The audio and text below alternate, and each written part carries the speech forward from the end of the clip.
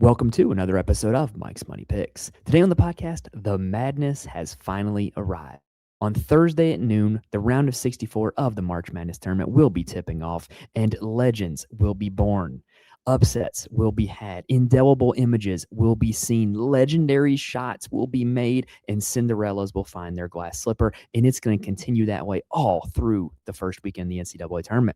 What we're here to talk about today, though, is how thousands of dollars will be won and lost on DraftKings and FanDuel playing DFS for these NCAA tournament games. So we are here on this episode to break down all 16 games from the Thursday slate, tell you what you can expect from each game, as well as who needs to be in your DFS or out of your DFS lineups on DraftKings and FanDuel for this massive slate. Now, this is our longest episode of the year. It's 16 games.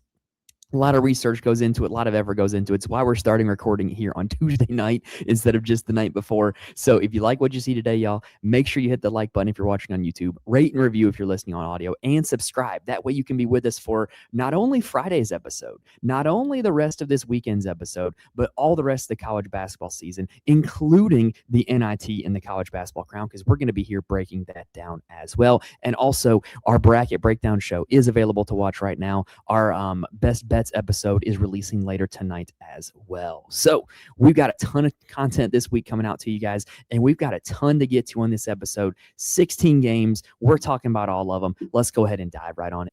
All right. Of the day, the game that will kick off the month-long festival of basketball is TCU taking on Ohio State in Greenville. The winner of this one will be taking on Duke. That's why they're in Greenville.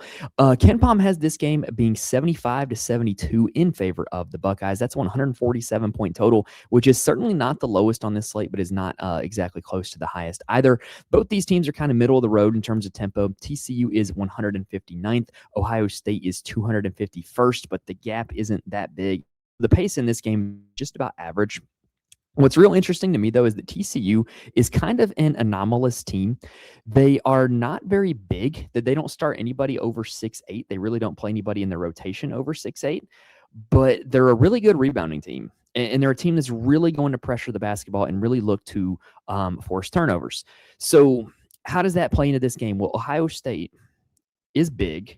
They struggle against bigger teams, but is that going to extend to TCU when their guys aren't actually that big? That's kind of the enigma behind this game, right? Because TCU, they really play through their two big men, David Punch and Xavier Edmonds. Punch on the season has a 24% usage rate, 27% combined rebound rate, 14% assist rate. Like, he can put up some numbers, right? 40 DraftKings points in back-to-back games against Kansas and Oklahoma State.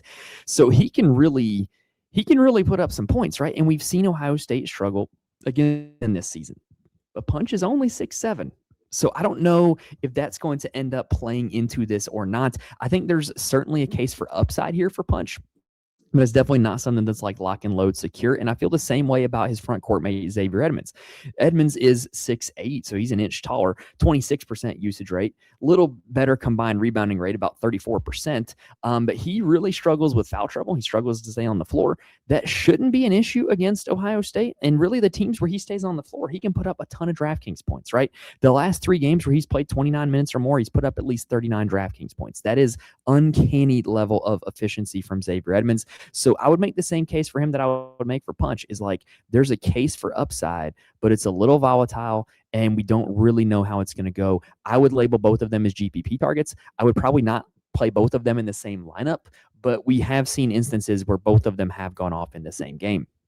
Brock Harding is the point guard for this team. He's really the table setter, massive 31% assist rate. If you're looking to game stack it up, he is your guy, but he's really just not a great scorer. He's missed his last 5 3-point shots, hasn't shot over 40% from the field in his last 4 games. So I'm not super interested here, but if you're looking to like get crafty and build out a game stack, he would be the guy you would want there. Micah Robinson's the starting small forward for this team. A big kind of transition for them in the middle of the season was moving him into the starting lineup. He's a 21% usage player. He's only $5,700, but I'm kind of good on this one, y'all. After that, Jaden Pierre is the only other guy that I would really even consider. He is their starting shooting guard, 17% usage, 20% shot rate. I mean, when he gets going from 3, He can get pretty good. He's really had a 3-game in a row pretty solid streak going, right? And that's kind of coincided with Brock Harding not playing well at all. So they're kind of in a situation that were like their front court teammates Punch and Edmonds. I wouldn't play Harding and Pierre in the same lineup, but I think there's a case to be made for both of them. On the Ohio State side, what I'm very interested in is the fact that they have 2 guards that basically do all of their shot making, and TCU is going to really like hard hedge and trap and be aggressive on ball screens and to look to get the ball out of these guards' hands, right? So I think that Ohio State's going to be forced a little bit out of their comfort zone. Bruce Thornton is their point guard. He's their best player. Program's all-time leading scorer. I am personally happy for him that he's finally getting to play in an NCAA tournament game. I might not be playing him on DraftKings in his first NCAA tournament game, though. He's up to $8,600, which is a massive price tag. That means you want probably about 35 DraftKings points from him, and he has hit that mark only twice in his last 6 games. That's not great. And like I said, I really think that they're going to look to get the ball out of his hands as much as humanly possible. And I kind of feel the same way about John Mobley as well. Mobley is a little more of a catch-and-shoot player, though, so you could make an argument that there could be a lot of opportunities for Thornton to get assists to Mobley, but the problem with Mobley in DraftKings scoring is the fact that he does not do a whole lot outside of score, not a great rebounder, not a big-time assist player, and he's $6,700. I generally don't play guys of that profile on average size slates, so why would I do that on a 16-game slate? Devin Royal is the starting small forward for this team. He is a 22% usage player. He can get hot from 3. He can have games where he grabs a lot of boards. It's just kind of random. He's hard to predict. I think you can totally avoid it and be fine. Their starting front court is Bynum and Tilly. However, the interesting variable here is that they did get Brandon Noel back from injury. He's only $3,700, but I don't really think he's all that playable because of the fact that you just don't really know how big of a part of the rotation he's going to end up being with him returning from injury. Game number 2 is Troy taking on Nebraska. Ken Pom has this one as 77-61 in favor of the Cornhuskers. That's a game total of 138 points, which is one of the lowest on the slate. If I'm doing my math right, I believe that is the 3rd lowest on the slate. On the Troy side, they're a little bit of an interesting team. So they're not going to really push the tempo. They're 309th in tempo. Nebraska is 218th. Nebraska really forces long defensive positions. Nebraska plays a help defense. So Nebraska is really looking to force you to like not get all the way to the rim, to kick it out to shooters, to make the extra pass, right? Like they're just kind of one of those teams. And I don't know exactly how that's going to play out for Troy taking them on. Thomas Dowd is Troy's starting big man. He's 6'8". He's $8,400.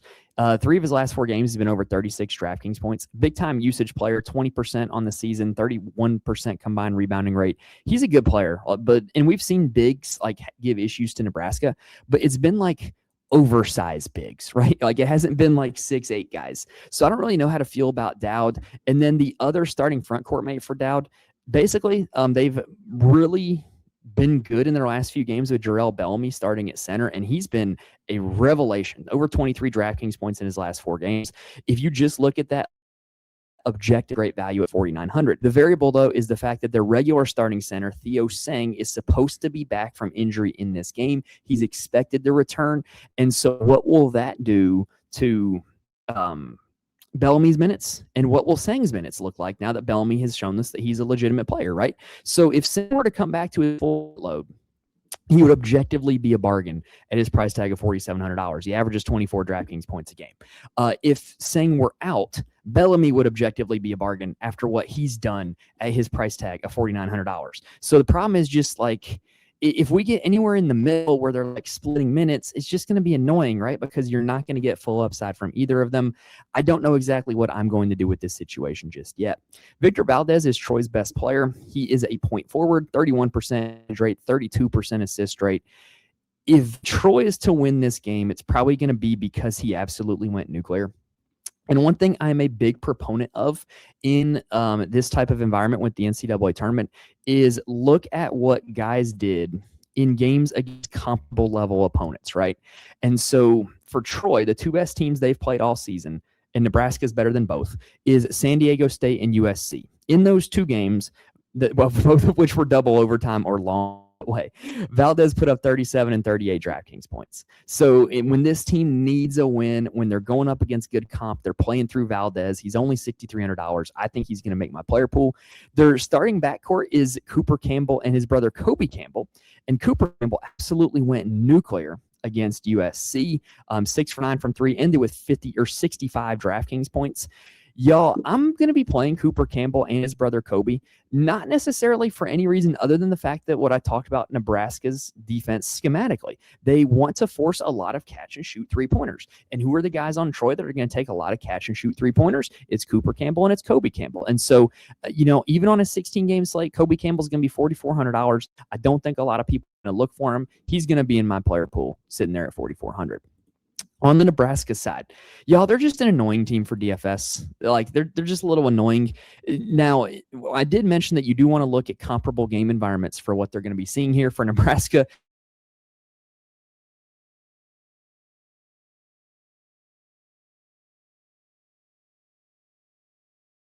It just has so many shooters that basically one shooter will go off at any given moment, right? Sometimes it's Price Sanford, sometimes it's Sam Hoiberg, and they're both decent peripheral stat players that they can give like these random nuclear DraftKings performances, right?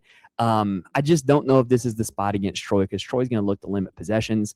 Rink Mast is their center. He was really good through like the middle of the season, and then he basically got sick and has not scored more than 23 DraftKings points in a game since. That's a little annoying because he's still playing all the minutes. He's still getting all the usage. He just hasn't been all that effective, and I can't really explain why, but this would be the type of environment where against Troy, a weaker opponent, he could end up going nuclear as well. So this is just an annoying team where like, there's not really a whole lot in the data to point to like one particularly solid play, but there is a chance that one of these guys could end up going off and end up a really big night. Game number 3 is one that is extra intriguing for DFS. It is South Florida taking on Louisville. KenPom has it as 84-78 in favor of the Cardinals. So this one basically is the higher game totals of the day. By my math, and now granted, we don't have the Michigan Howard game yet. We don't have the BYU winner of Texas NC State game yet. But this is the second highest on the board that I'm looking at, 84-78. So this is a pretty good game environment to target. Big reason why both these teams are going to play at a super fast tempo. South Florida is 15th in the nation. Louisville is 62nd in the nation. And both these teams are going to jack a ton of threes. Louisville ranks 4th in three-point rate. South Florida ranks 93rd in three-point rate. South Florida gets a lot of shots blocked. They also block a lot of shots. They're also an elite rebounding team. Louisville is not really an elite rebounding team. South Florida, they are a super analytically driven, high rim and three rate, high rebounding rate team, right? So I really think that they're going to be in shape to pull off the upset here. But how does that play into it for DFS? Well, Isaiah Nelson is their starting big, and he is just an energizer bunny, just plays with a lot of energy and effort. Great rebounder. Was a little bit limited against the bigs of Wichita and Charlotte because both of them have massively oversized bigs. Louisville doesn't really have that, so I think this is a pretty good spot for him. If he can stay out of foul trouble, this is a guy who was routinely at 9 and 10K in the middle of this season, and if he stays out of foul trouble, another team doesn't have a 7-footer, he's been pretty good for 30 to 40 DraftKings points. I like him a lot at $7,800. I also really like Wes Enos at $7,800 as well. As the season has gone on, he has really started to play on the ball more. He was just a shooter through about the halfway point of the season, but he's really starting to play on the ball more. He's upped his assist rate to now 13% on the season, and he takes a ton of shots. And so that's the formula for scoring a lot of DraftKings points, right? Like high assist rate, decent rebounding rate for a guard, takes a ton of shots in a game that's going to feature a ton of possessions. We like that. $7,800. We really want to get at least 31 DraftKings points out of him to feel good. Well, he's cleared that mark in his last 5 games and 10 of his last 11. So I like Enos at $7,800. He's one of my kind of favorite upper to mid-level plays on the slate along with Nelson. Joseph Pinion at $7,000 is the designator for this team against Charlotte in 2 games to end the regular season and to kick off the American tournament. He went a combined 11 for 24 from 3. He's just that kind of nuclear red hot shooter. $7,000. If he makes a lot of threes, he can end up being a really good play in DraftKings. Omajifo and Brown aren't really the scorer that Enos and Pinion are, but they both got decent peripheral rates. They're both going to play a ton of minutes. Brown kind of went through a lull, and I kind of think he's back, though. He played 27 minutes against Wichita in the American Athletic Conference Championship game. Very high assist rate player, 30% on the season, but that is definitely lowered as we've seen Enos operate on the ball a little bit more. Y'all, if you're playing this 16-game slate, depending on how many lineups you're playing, one thing you're really going to have to do is you're really going to want to look to whittle down your player pool to like as small as it possibly can be, right?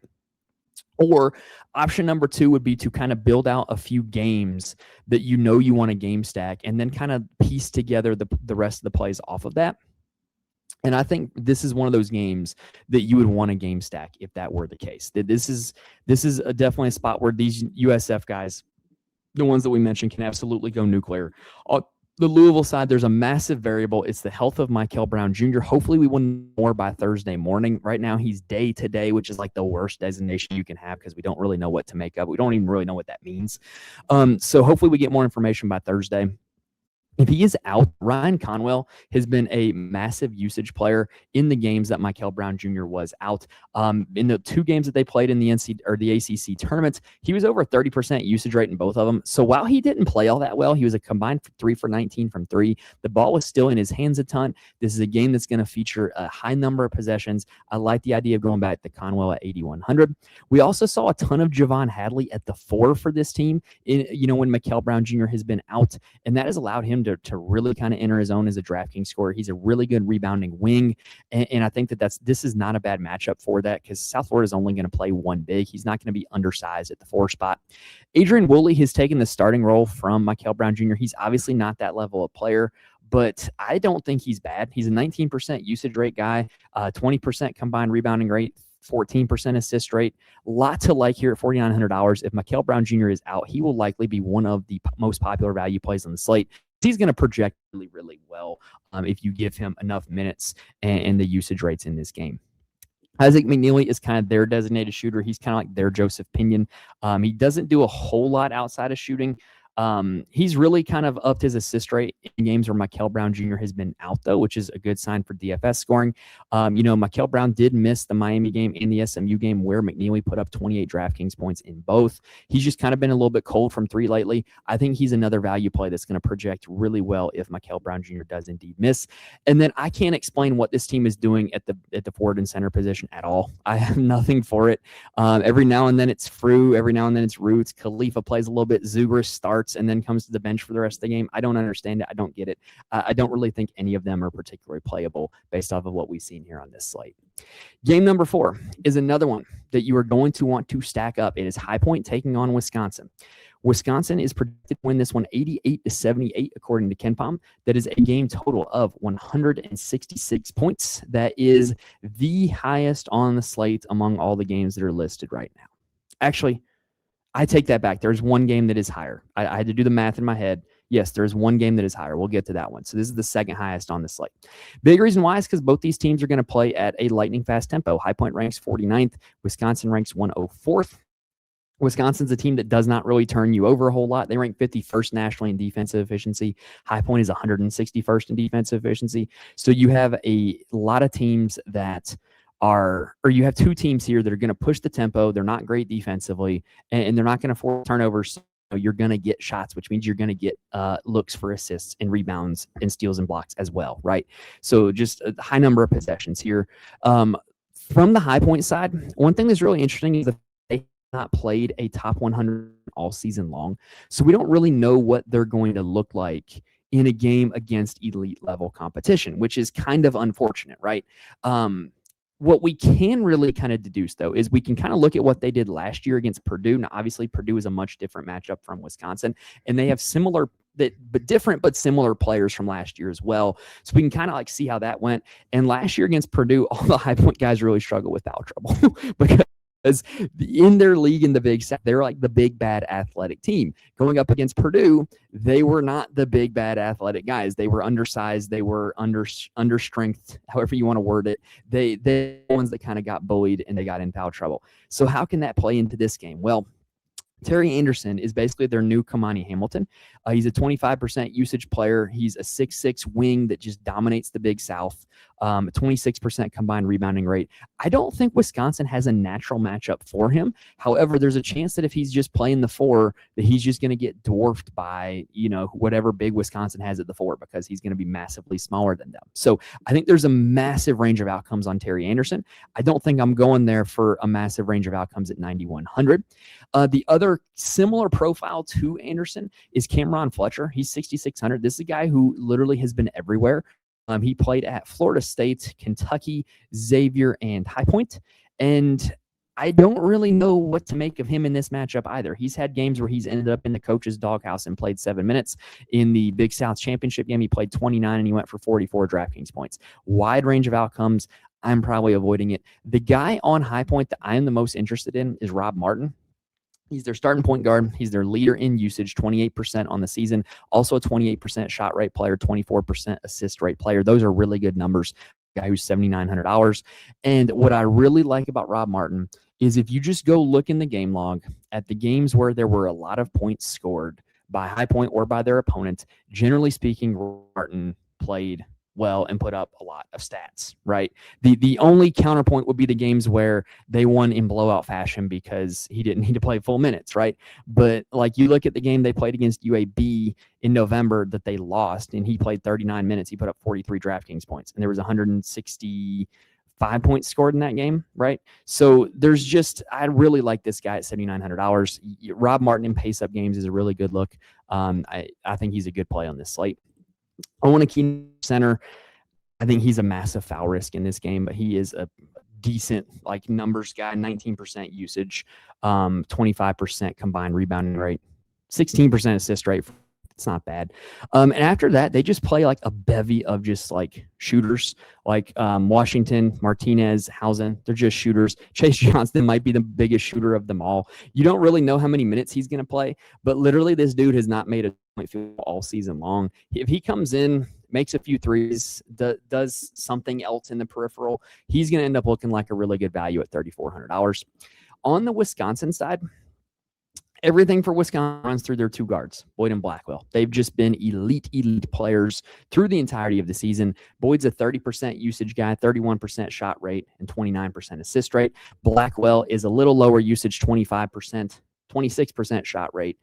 Better rebounder at 17%, only 14.5% assist rate. To me, the numbers would indicate Boyd over Blackwell, but every now and then there's just John Blackwell games, right? You just never really know when they're going to happen, but it looks like the numbers would indicate Boyd over Blackwell to me. From there, Nolan Winter's injury is a big story here. He's their 7-footer. I don't know if he is going to be able to play or not in this game. If he does, this is a nuts matchup for him because he's going to be way bigger than everybody on the floor. If he does not play, they play 2 stretch bigs in Rapp and Bielauskas that both of them just went off through the entirety of the Big Ten tournament. Rapp hit 6 threes against Michigan and put 35 DraftKings points. Bielauskas put up 25 DraftKings points against both Illinois and Michigan. That's pretty impressive, y'all. Both these guys are very much in play as values if Winter is in fact out. Carrington and Rhodey will play the rest of the minutes as wings. They're just entirely unpredictable. I'm kind of done trying to predict them. It's a 16-game slate. I think there is better value options out there. All right, we are 4 games down, 12 to go. I'm going to take a quick breather, and then we're going to pick right back. All right, next game up is Siena taking on Duke.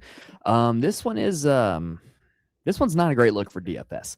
KenPom has it projected to be 81 to 50 in favor of the Blue Devils. That is a total of 136 points.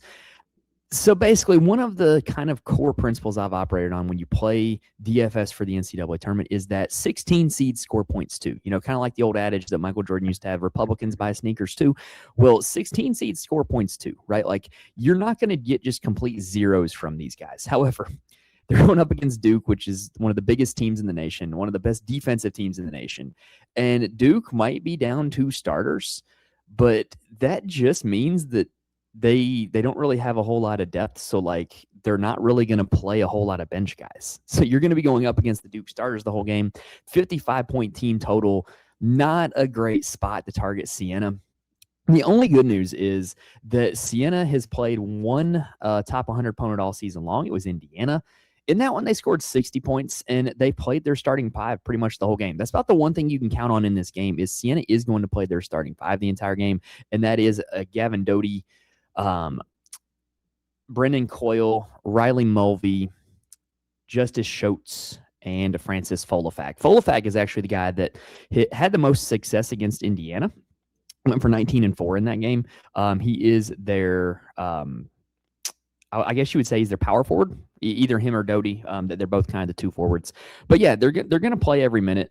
Doty's their best player, but I don't think you can count on Doty's normal output in this game against Duke. In that game against Indiana, he did put up 27 DraftKings points. I think he's a little bit of a contrarian tournament play, but I don't think that you can really look to a whole lot from this Siena side. Whereas on the Duke side, as I mentioned, they're going to be without two starters, right? So that just kind of increases the slice of the pie for everybody. Cam Boozer, we've seen him play blowout games before, and we've seen them go one of two directions, right? Like there's the game against Howard where he only needed 26 minutes to put up 53 DraftKings points. There's the game against Niagara where he only played 21 minutes and put up 32.8. So I just think there's a little bit of a wide range of outcomes here with Cam Boozer. He's going to have a ton of usage, ton of opportunities, but is he going to play the whole game? That is the big question mark. I don't really think this is the best spot for him. I would rather target a guy like Aiden Boozer, who's $5,100. So even if he flops, you're not going to be, hard pressed like on points. And he played literally every minute of the ACC tournament championship game. And I have to believe that with this team not really having a third point guard, he's going to play a lot of minutes in this one as well. So I think there's a lot of opportunities for him to put up stats. His usage has increased dramatically in the last two games, so I don't think that it's a bad look for Cam Boozer, or Caden Boozer, at $5,100. I also really like Kamania at $4,700. I played him in every single ACC tournament game. Did not disappoint me once. He's playing a ton of minutes. He's a high usage player when he's out there, and he just can put up stats in a variety of ways because he's a good rebounder and can get some assists. Malik Brown and Patrick Ngungba is an interesting situation. I don't really know if Ngungba is going to play in this one or not. Brown is up to $5,900, though. That's a lot. I don't really know if this is the best spot to go to him because he would definitely be a guy that they would probably want to conserve minutes for if Ngungba is, in fact, out of this game. All right, next game up, we've got McNeese taking on Vanderbilt. I personally don't see this one being very close. KenPom has it as 81-71 in favor of Vanderbilt. That's a game total of 152 points. McNeese plays this big-time pressure defense that really looks to either turn you over in the backcourt or make you take the entire possession to score. And I just don't really think that's going to work against Vanderbilt. And I don't know, man. I'm just not seeing it. I think that they rely on out-athleting their opponents, and they're not going to be able to do that against SEC foe Vanderbilt. On the McNeese side, though, they do play heavy minutes for their starting four guards because they do basically essentially start four guards, right? It's Larry Johnson, Javon Garcia, Tyshawn Archie, and Garway Dual.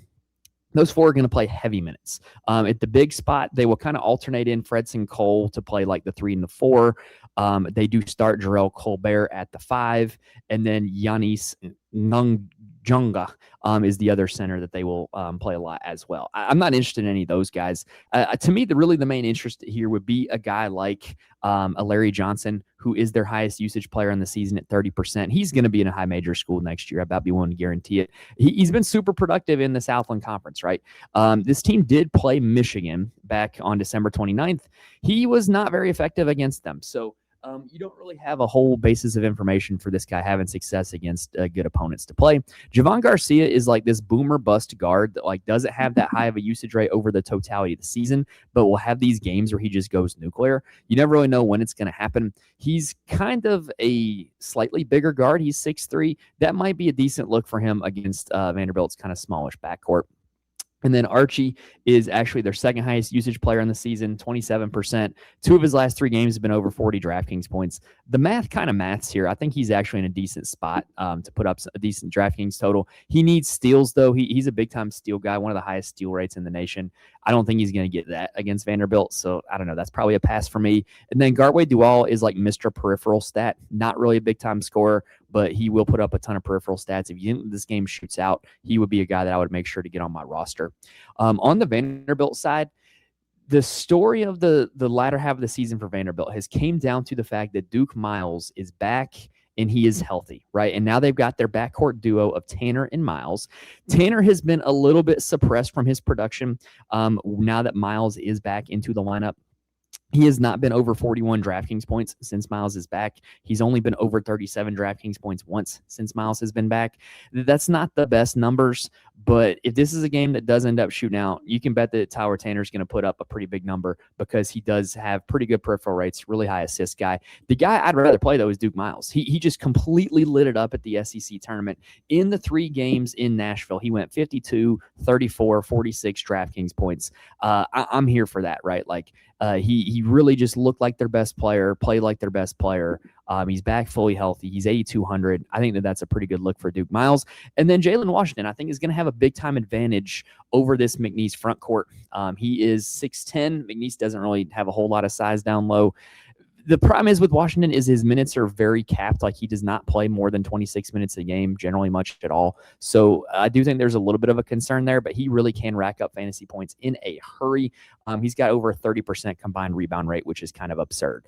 Tyler Nickel, I kind of poo-pooed him a little bit before the Arkansas game, the SEC title game, as like, hey, he's just a shooter. He doesn't do anything in the peripherals. He would need to make multiple threes to hit value. And sure enough, if he didn't do exactly what I said, he went 5 for 7 from 3 and put up 37 DraftKings points. It's the same boat here, right? Like, if you think that he's going to have a hot shooting night, play him. If you don't. Like, that's the simple fact of the matter there.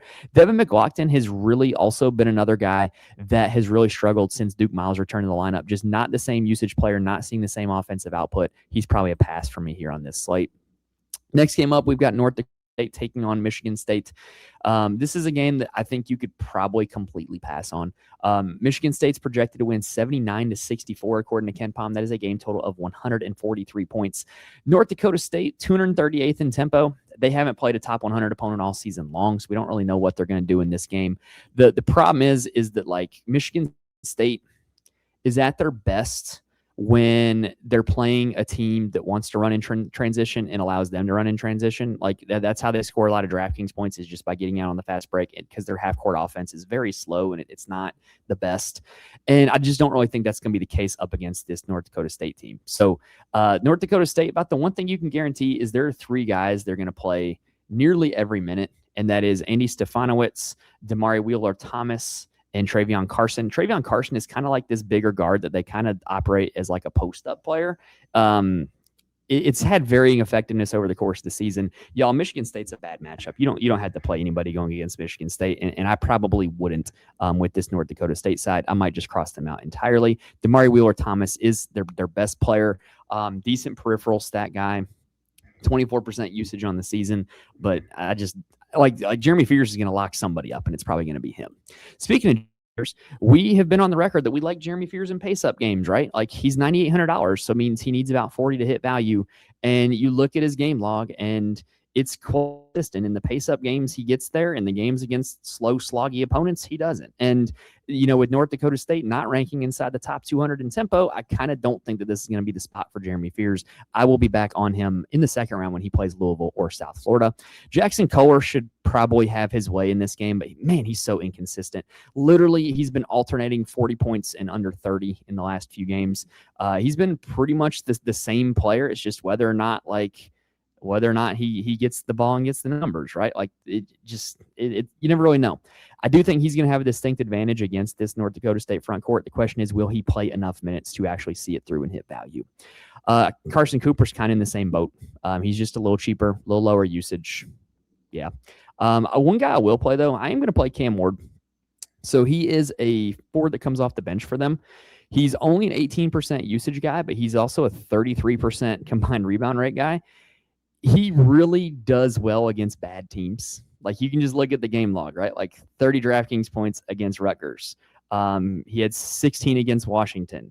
He had earlier in the season 17 against Detroit, right? Or 35 against Arkansas is kind of the outlier there. But, like, when he plays in these blowout games and gets run, he puts up DraftKings points in a hurry. So, to me, he's a sneaky little value option at $3,900. Next game up is the last game of the afternoon session, which is Hawaii taking on Arkansas. KenPom has this one projected to be 87-72 in favor of the Razorbacks. Hawaii ranks 61st nationally in tempos, and Arkansas ranks 20th. So there's going to be a lot of possessions in this one. Hawaii is a good defensive team, though. They're ranked 42nd nationally in defensive efficiency. The thing is with Hawaii is they do play a pretty consistent rotation, which is what we like, right? We like to know who's going to be out there on the floor. They're going to play guard Dre Bullock pretty much every minute. They're going to play Hunter Erickson pretty much every minute. And then the bigs from there kind of rotate off of it, right? Like Isaac Johnson is the best one. He's probably going to play between 22 and 27 minutes a game. Gaitis Namiksha comes off the bench, definitely lower minute floor there. And then Harry Ruliadev. I think I nailed that. He's also a very inconsistent minute guy, but he's got a lot of upside as well. To me, if I'm looking at this situation for Hawaii, Ruliadev's a really good rebounder. He could have himself a nice game. Isaac Johnson's a legit 7-footer. We like to play bigs against Arkansas, and that would be your guy. If you want to go bigs against Arkansas, Isaac Johnson. He's a legit 7-footer. He's a 30% usage, 30% rebound rate guy. Transfer from Utah State. He's legit. I think he would be a high upside option at $7,000, but also a little volatile as well. Dre Bullock is their best guard, 24% usage rate. Not bad at $6,800 in a pace-up spot. I also like Hunter Erickson at $4,500 in a pace-up spot. So he is not a high usage player, only 16%. But he's a real good peripheral stat guy, and he plays a ton of minutes. So in a pace-up game where there's going to be a lot of options to put up peripheral stats, I think he's worth a look. And then on the Arkansas side, we know Darius Acuff. It all runs through Darius Acuff, right? Now, the interesting thing about Hawaii, if you did not know, they play no-help defense. They literally operate on a my man ain't scoring mentality. And I think if you try to play that way against Darius Acuff, he's probably going to cook you for 40. And I think that makes him one of the top plays on the entire slate. And plus, just look at what he's done lately. He's hit 50 DraftKings points in 3 of his last 4 games. He's absurd. He's just so good, right? I'm going back to him. A $9,500 price tag is not scaring me off. I'm all in on Darius Acuff here on this one. From there, you never really know what you're going to get with this Arkansas team. I have complained in the past about the price tag for Trevon Brazile, but he's been worth it 5 out of the last 5 games. At $8,500, you need about 35 DraftKings points to feel good. He's hit that mark each of the last 5 games. So I don't really have anything to complain about there, right? And he's also a guy that can pick up a lot of peripheral stats. It's a game that should feature a healthy amount of possessions. I don't mind it. Malik Thomas is another guy that if Hawaii does try to play this isolation defense, he could cook them as well. And he's shown a lot of volatility, but a lot of upside. I don't mind the idea of going to him, but I do think $7,700 is way expensive. To me, he would be leverage off of Acuff, right? Like if you think that Acuff is going to be really highly owned, then Malik Thomas will be a way to get leverage off of that, because if Acuff doesn't have a good game, it's likely that Malik Thomas is. But here's the deal, is like this is a 16-game slate, y'all. So like I don't expect any one individual player to be like super highly owned in GPPs. Billy Richmond is a guy that I have been pretty vocal about not playing. He's just not like this high usage go-to offensive player. It's not to say he's bad at basketball, but like $7,600, I want a guy that's going to have the ball in his hands all the time. And that's just not him. He's an 18% usage guy on the season, decent peripheral rates, but not great. I'm just not really here for that profile at that price tag. The 2 bigs that they will play are Ewan and Pringle. Pringle's intriguing because he's really, really cheap, but he doesn't really have a whole lot of upside because of his minute ceiling. And Ewan was great until the SEC championship game. He was like a complete non-factor in that game. All right, that does it for the first 8 games. Let's take a quick breather, and then we're going to talk about the nightcap. Now, before we continue, I do want to mention there are places where you can get more information from me. First off, you can follow me on Twitter at Mike's Money Picks. More than happy to answer any questions if you reach out to me on Twitter, as well as it's where I tweet out all updates for the show. So if you want to stay in the loop with what we got going on, that would be a way to do that. I'm also in the Fantasy Corner Discord. Link is in the description on YouTube as well as on the audio feed. If you're looking for a community to be a part of where you can just talk DFS, talk lineups, talk strategies, talk plays, talk injury news all day long, Fantasy Corner Discord is the place for you, because we do that for not only college basketball, but all of the sports in there as well. And then if you want to know who actually makes my college basketball DFS lineups for every slate, including the NIT slates, including the college basketball crown slates, head on over to the Patreon, patreon.com/Mike's Money Picks. Every single college DFS slate, I have a full write-up with my core plays as well as why they are my core plays. So you're not just getting a list of information, but you're getting a full detailed explanation why. And like I said, I'm doing all the ancillary slates as well. I'm not just doing the NCAA tournament. If it's college basketball being played, I'm going to be writing about it. I'm going to be playing DFS. So there. Now, let's talk about game number 9, the first one of the night slate. That is VCU taking on North Carolina. Ken Palm has it as 79 to 77 in favor of the Tar Heels. That's 156-point total. VCU ranks 116th in tempo. North Carolina ranks 143rd. Two fairly balanced profile teams here, both solid on offense, solid on defense. So what's going to end up winning out here, right? Well, on the VCU side, they're kind of an annoying DFS team. And what I mean by that is their guys just always feel just slightly too expensive to me. Lazar Djokovic did get a little bit of a haircut after his foul trouble game against Dayton. If he can stay out of foul trouble, he's a solid option. He's a 22% usage big, 22% rebound rate. North Carolina's had trouble with big men. So $6,200, reasonable price to pay for him. But I've been pretty vocal about, like, I just don't want to play VCU guards just because they never really play a whole lot of minutes. Like, there's not a guard on this team that averages more than 25 minutes a game, which it's really tough to play and score a lot of points in DFS if you're not playing more than 25 minutes, right? Like Terrence Hill Jr., he's probably their best player, 25% usage guy, good shooter, but he comes off the bench and very rarely tops 25 minutes, right? Brandon Jennings is a lockdown defender, but he got in foul trouble in the Dayton game. Nick Lewis is probably the most secure of all the guards. He's a freshman, real high upside guy. He hit a lot of contested shots against Dayton, really won that game for them, put up 37 DraftKings points. He really impressed me in that game watching him. And he's a guy that probably has the most secure minutes on this team. So he would probably be the guy that I would go with. Michael Bell is like this rebounding peripheral stat wing, not really a huge scorer, but can put up a lot of other numbers. He's $5,200. I think that's a little much for him. But he's playable. Tyrell Ward was also a hero in that A-10 title game. He was $3,000 minimum, played 21 minutes out of nowhere, put up 27 DraftKings points. Now he's at $4,500. That's virtually unplayable, in my opinion. On the North Carolina side, so we all know about the injury to Caleb Wilson, right? Like, he is not walking through that door. He is not coming to save them and play in this NCAA tournament. What Carolina did in the last game against Clemson was totally antithetical to everything they have done over the entirety of the season. When Caleb Wilson was healthy, and even when Caleb Wilson was out, they loved playing two big lineups, except when Caleb Wilson was out, it was a lot of Zayden High at the 4. And now they've basically gone away from that. Like, he only played 7 minutes in the last game. I've been loving playing him as a value play, but I don't think I can do it here on this slate. So they played a one big lineup, and they pretty much just played their starting 5 the entire game. In that game, Henry Vasar had a massive usage rate north of 30%, went for 28 and 17, 56 DraftKings points. The one big lineup is going to make Henry Vasar really, really a hot commodity in DFS. The problem is that now his price tag is all the way up to $9,400. I think he's a wide range of outcomes play that could absolutely hit his ceiling. VCU is not like this elite big defensive team.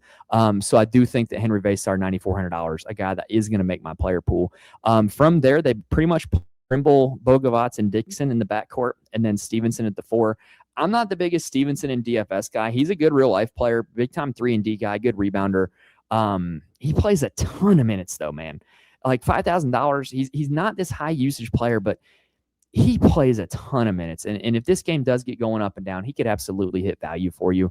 That would be the only case I would make for him, because a 15% usage rate, not taking a lot of shots, that's not going to do it. But playing a ton of minutes and putting up all those peripheral stats will. So that Trimble is going to really have to carry this team offensively. I think he's overpriced now at $6,900, though. Bogovats and Dixon, you never really know what you're going to get from them. They'll go from looking like really good up-and-coming guards to just like hot garbage over the span of 2 days. Dixon's the one that's hot right now, though. He went for 27 and 28 DraftKings points in his last 2 games, over 30 minutes played in both. I might be willing to go back to that at $4,800. This is the spot that Michigan and Howard is going to be. I can confirm that Howard has won as of my recording of this. Michigan is a team that I don't really know how their guys are going to be priced, but I do know that Michigan has played a lot of blowouts this season. So you have plenty of a sample size to go with to see what their rotation and their usage would look like in a blowout. And they have plenty of guys who have hit value in DFS in blowouts because they just rack up fantasy points in a hurry. So the Michigan guys, wait and see what the price tags are, but they've got a lot of guys that are going to be playable. Howard, it's going to be a pace-up spot. They're going to play their starters heavy minutes. Let's wait and see what the price tags are. Some of their top guys might be playable if they're reasonably priced. The other game that's going to be in this window is going to be BYU taking on the Texas NC State winner, of which I currently do not know who that is going to be. AJ DeBonsa is going to be probably the highest priced player in the slate once he gets here, and both of those matchups are pretty juicy for DeBonsa. He's going to be one of the top overall plays on the slate. If it's Texas, I do think that they're going to have an advantage, and Voca, Titus, and Swain are going to look like viable options. For NC State, Quadir Copeland's going to be a supremely high usage guy. And then Matt Abel, I think, if he continues to be cheap, is another guy that I would look at. Now, let's talk about the next game that's actually on the DraftKings slate here. Texas A&M taking on St. Mary's. KenPom has it as 76-73 in favor of the Gales. That is game total of 149 points. Basically, you have a complete contrast in styles here with Texas A&M. They're playing buckyball. They're pressing. They're playing at this insane tempo, forcing a lot of turnovers, 29th fastest tempo in the nation. St. Mary's, they're all the way down at 298th. They want to play rock fights. So the question is which style is going to win out? Generally speaking, when Texas A&M has played this season, their style has been the predominant style. They have forced people to play at their tempo, right? Like if you think about the legendary scene from Whiplash, like that's not my tempo. Like they force people to play at their tempo. So I do think that this is a pretty good game environment to target. Rashawn Najee is probably their best all-around player. He's their big man. He's a 25% usage guy, 35% combined rebound rate guy, puts up a ton of numbers. I don't want any part of him against the St. Mary's front court, though. The guy that I'm interested in on this Texas A&M side, because of the style they play, they have been really good at limiting guys' minutes over the course of the season, but they have really switched up their starting five in recent games. I'm interested in Pop Isaacs, who has moved into the starting lineup. If you remember the name from Texas Tech and Creighton, he's a high usage guy, 21%, 20% assist rate. Now he's in the starting lineup, playing a ton of minutes. He's only $5,700.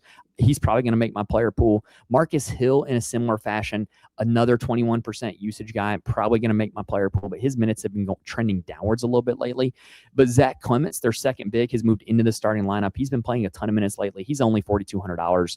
I very much fear this St. Mary's front court, but Clements is only $4,200, and he's probably on track to play 30-plus minutes in this game just because they're going to need his size. Like, there's nobody else on this team they can go to that is going to be able to play that power forward spot to match up with St. Mary's size. So they're going to need him out there on the floor.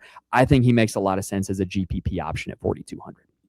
On the St. Mary's side, if Texas A&M turns them over, it's going to be a long night. If they're able to actually get the ball and play basketball and get it past half court, I like a lot of their guys on this slate. I think Morauskas is a little bit too expensive at 8,800, but he plays a ton of minutes. He's their leader in usage at 26%. He's a really good rebounder. He's not for me, but I get it if you go there. A guy I like is Mikey Lewis. So he's kind of been unleashed over the last 6 games. He's played more than 30 minutes in every game, and it's really upped his DraftKings scoring significantly. He's been over 40 in 2 of the last 3 games. He's consistently all season long, been a high usage guy, 25%, 30% shot rate. But now that he's finally playing all the minutes, it's really unlocked his DraftKings scoring. He's going to be a part of my player pool. Guards against Texas A&M was a thing in the middle of the season. Josh Dent is the point guard, and as you can kind of tell, the development of Mikey Lewis has been a negative for him, and he's still priced up at $7,600. Dylan Shaw is this peripheral stat guy that plays a ton of minutes. Look, I don't mind that in a pace-up spot at $6,000. He's probably going to make my player pool. McKeever and Wessels split minutes at the 5. Wessels, for some reason, started and only played 9 minutes against Santa Clara. I don't know why that is. It led to McKeever playing a ton of minutes, at 31 to be exact. If we get any injury news on Wessels or anything like that, and there's news that Wessels is out and McKeever's the only one that can play, McKeever's got a ton of upside at $5,600. All right, next game up is Penn taking on Illinois. This one is this one's interesting, I guess. KenPom has it as Illinois 86-65. That's a game total of 151 points. Penn is coached by Fran McCaffrey, so they play at a pretty fast tempo, and they don't play all that much defense because that's what Fran McCaffrey teams do. Their best player is TJ Power. He is a former 5-star recruit, played at Duke, played at Virginia last year, I believe. Put up 71 DraftKings points in the finale against Yale, but my concern is you look at his games against actual Power 5 competition, 33 DraftKings points against Providence, 20 against Hofstra, 27 against Villanova, 16 against George Mason, just not a lot there to give you a lot of hope that he can do it against Power Conference competition. Even though Illinois, they're not exactly the best defense. They do rank 28th nationally in defense efficiency. They don't force turnovers, but And if you guys remember 2 years ago, Morehead State played Illinois in the first round, and we had guys like Riley Lennox that we could target from Morehead State that did well for us. But I just don't think this is the spot. Penn is not deep at all. Ethan Roberts is probably their second best player, and he is questionable for this one. I do think if he were active, I would have some interest. Like, this is a guy that's $5,800. He averages 27 DraftKings points a game. He's got a 27% usage rate on the season. So if he were active, I think that would have a lot of interest for me. Levine's probably the third best player, 22% usage guy. He's a little overpriced for this matchup, though. On the Illinois side, this is a team that, I feel like I've said this a few times this episode. They just have a few different, like this slate has a lot of teams that are annoying in DFS. To me, Illinois is one of them.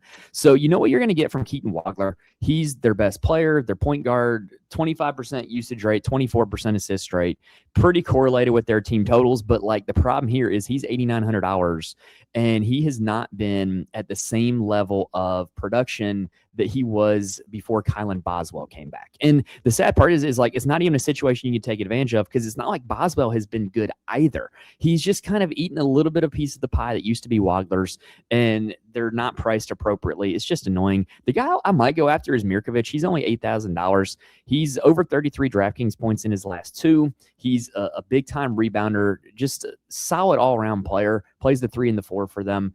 And early in the season, he tore it up against non-conference competition. 58 against Colgate, opening night of the season. Played him in DFS against Jackson State, and he went nuclear. And this is a team that doesn't have a lot of depth, so they're going to ride their guys a decent amount of minutes. So I think Mirkovic is probably the guy I might get to. Stojakovic can kind of go nuclear at any time, but like he doesn't do it shooting the 3. He doesn't get assists. I'm not really here for that. Tomislav Ivasic is an absolute matchup nightmare for G5 schools like this.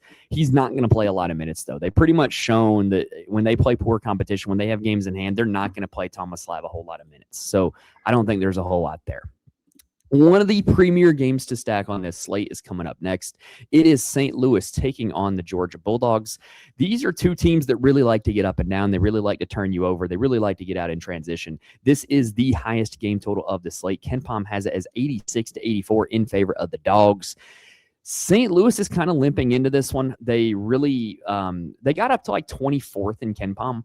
And now they are 41st head into this game. They are outside the top 100 if you filter out the last 2 weeks on Bartorvik.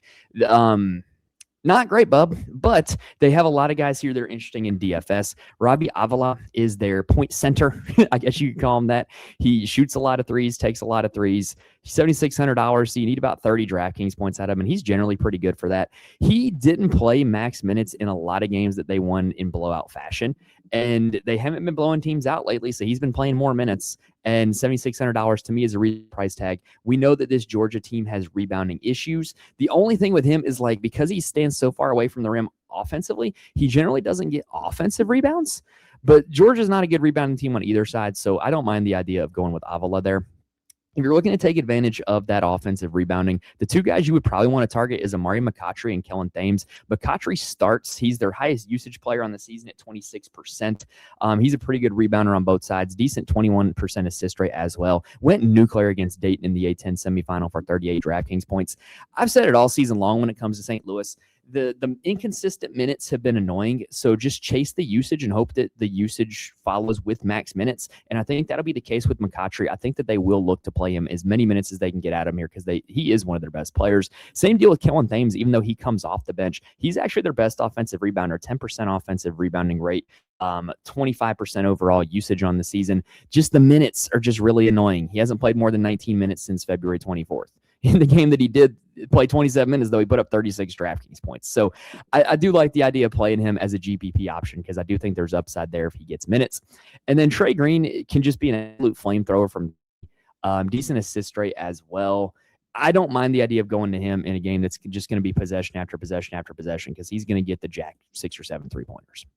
On the side, real interesting has happened with Georgia in recent weeks. So Jeremiah Wilkinson got hurt and missed a few games. And like when he came back, all of a sudden, this is like Cannon Catchings' team, but like it didn't happen while Wilkinson was hurt. It has like happened he got back. It's the weirdest thing I've ever seen. Cannon Catchings, BYU transfer, big time recruit. His aunt and mom are both really good basketball players. He's $7,300, and he's been over 33 DraftKings points in the last 3, maxing out with 50 against Alabama. And to me, that signals a clear thing when it comes to Catchings is like, hey, like in a pace-up environment, with what he's been doing lately, this random surge of usage that he's seen, he's going to have a ton of shot opportunities. He's a pretty good rebounder, and he's good in transition. So I really think this is a pretty good spot to target Catchings at $7,300. Blue Kane is like the glue guy extraordinaire for this team. 21% usage on the season, but solid rebounder, solid assist guy. If you're looking to game stack it up, he would be my preferred candidate, and he's also a guy that can get nuclear hot from 3. Jeremiah Wilkinson is their lead guard over the totality of the season, but like I said, he was hurt for a little bit, and he came back, and it's been a little down since he came back, but there definitely is room for upside here. St. Louis is not the best against like smaller guards. Javon Bennett from Dayton has had success against them this season, so I don't mind the idea of going there at $7,100. Melender is a very similar player. Just slightly less usage. Wilkinson's at 28% on the season. Melender's at 21. Melender, I think, is overpriced as well. Hasn't hit 28 DraftKings points in 6 games. So I'm not really super enthused about that, but I understand the option. And then Santos Surreal is their starting center. His minutes have been really up and down lately, but he's the type of center that could just dog Robbie Avila. Like, he is really big, really strong, really athletic. He's going to have the athleticism advantage over Avila. I don't know if he's going to be able to guard Avila with all the footwork and the skill that Avila has, but I do think that on the other end of the floor, he's going to dominate the glass. He's a good offensive rebounder himself. He just doesn't like play consistent minutes. So it's kind of annoying. I think you're taking a little bit of a risk here, but he has shown the ability to get home in limited minutes. You know, the 3 games prior to their SEC tournament loss against Ole Miss, he scored 24 DraftKings points in all 3 and never maxed out more than 24 minutes. So I don't mind the idea of going there. Next up, 2 more games left, y'all, and one of them's going to be quick, I promise. We got Kennesaw State taking on Gonzaga. KenPom has it as 88-68 in favor of the Zags. Kennesaw State, really fast tempo, 19th nationally in tempo. Gonzaga, 111th. So this is a game where you probably want to get some guys from. On the Kennesaw State side, they're real interesting because their best player, Simeon Cotto, was named in the FBI's gambling investigation and hasn't played since. So it's impressive that they even got here. Like, if you thought that gambling story was dead, like, nah, like a team in the NCAA tournament was actually affected by it. RJ Johnson's been their best player ever since then. He's a 25% usage guy over the totality of the season, but he has definitely seen that rate go up ever since the injury to Cotto. I don't mind the idea of going there at $7,300. Like, this, he's going to play every minute. Gonzaga is probably going to have the backups in by the end of the game. He can get some garbage time run here, and I don't mind the idea of him at $7,300. After that, that's probably my main interest on this Kennesaw State side. They will play Amir Taylor a good bit, but I think he's overpriced. Trey Simpson is going to play a lot. Braden Liu is going to play a lot, and then Jaden Harris comes off the bench, but he's really inconsistent with his production. So yeah, that's kind of where I'm at. Furquan Sherman starts, but he dealt with some serious foul trouble in his last game. Other than the last game, Sherman had been really good, but like, he's going to be going up against Graham Ike. So let's talk about Graham Ike. On the Gonzaga side, Graham Ike is their starting center. Braden Huff is out, so Ike is going to be the center. And like, Ike like eats mid-major front courts for lunch and chews them up and spits them out and then does it again. Like, he just dominates lesser opponents. That's what he does. And he's up at $10,200. Yes, that's expensive. I think that's worth every penny. He has 50 DraftKings point upside, especially with Huff being out. There are some ugly games here in the game log, so I definitely think he's more GPP than cash. But he's a guy that is going to play a ton of minutes until the game's in hand. He's nearly a 30% rebound rate guy, 26% usage guy. Love Ike here in this spot. Now, with Huff out, this team's been very annoying with their rotations. They've mixed up their starting lineup. They're still kind of searching for what exactly they're going to do. What they've kind of settled on is Innocenti's going to play the 4, and he plays a lot of minutes. He just is not this like high usage guy. Could he have a good performance? I mean, yeah, but I don't think it's likely. Davis Vogel is like a freshman that they're really high on, was great against Santa Clara, comes off the bench. He's really expensive for a guy that comes off the bench. I don't really know how to feel about this one. Over the course of the season, he is a 23% usage guy. Ty Grant Foster also comes off the bench, 26% usage guy. So, like, there's upside there. Fogel might be the guy that could get a lot of garbage time run because he is a freshman and they are excited about him.